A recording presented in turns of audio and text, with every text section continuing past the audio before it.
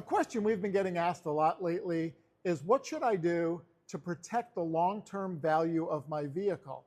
And often the question goes between, is it ceramic coating or paint protection film? And I wanted to talk to you about one of our most popular packages here at Revive Auto Detailing, and that's doing paint protection film on the front of the vehicle. So your back of your mirror caps and everything from the bottom of the windshield forward is going to give you rock chip protection. So the high risk areas of the vehicle that are likely to have rocks thrown up on them, paint protection film goes on there.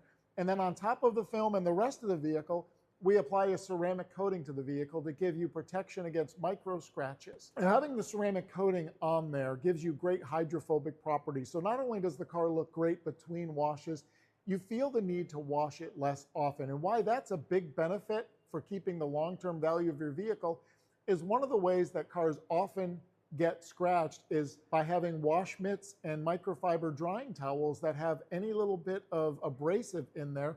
As you're going across the vehicle, you're potentially going to introduce scratches into the vehicle. So the less often you feel the need to wash your vehicle, the less times you're going to be putting hands on the vehicle and risking introducing scratches.